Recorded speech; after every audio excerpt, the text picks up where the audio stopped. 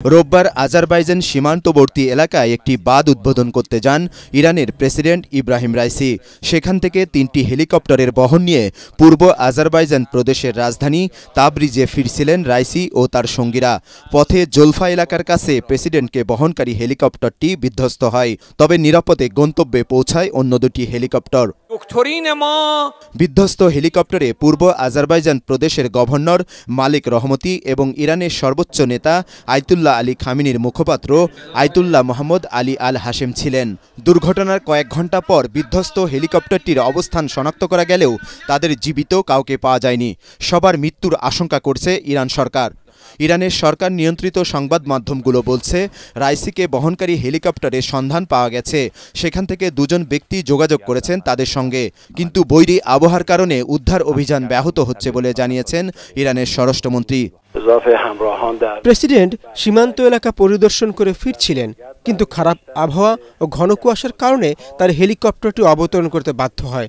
তবে আরোহীদের সন্ধান পেতে সময় লাগছে, কারণ সেখানে আবহাওয়া পরিস্থিতি খুবই বৈরী। উদ্ধার কাজও তাই ব্যাহত হচ্ছে। ওয়ালটন ফ্রিজ কিনে অনেকের মতো আপনিও হয়ে যেতে পারেন মিলেনিয়াল সেরা পণ্যের সেরা অফার। অ্যাম্বুলেন্স ও ড্রোন নিয়ে উদ্ধার কাজে অংশ নিয়েছে 40টি টিম। জরুরি সেবা বিভাগের কর্মী, পুলিশ ও ইরানের বিপ্লবী গার্ড বাহিনীর পাশাপাশি সামরিক বাহিনীর সদস্যরাও যোগ দিয়েছেন তল্লাশি অভিযানে। ইরানের রেড ক্রিসেন্ট জানায়, দুর্ঘটনার পর হেলিকপ্টারটিতে আগুন ধরে যায়। এমন পরিস্থিতিতে জরুরি বৈঠক করেছেন দেশটির মন্ত্রিসভার সদস্যরা। উদ্ধার অভিযান জোরদার করতে দুর্ঘটনাস্থলে গেছেন ইরানের বিপ্লবী গার্ডের প্রধান।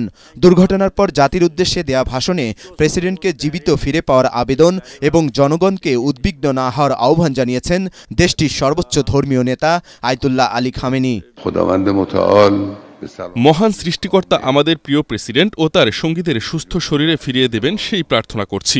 দেশবাসী, আপনারা উদ্বিগ্ন হবেন না, আমাদের রাষ্ট্র পরিচালনায় কোনো বিঘ্ন ঘটবে না।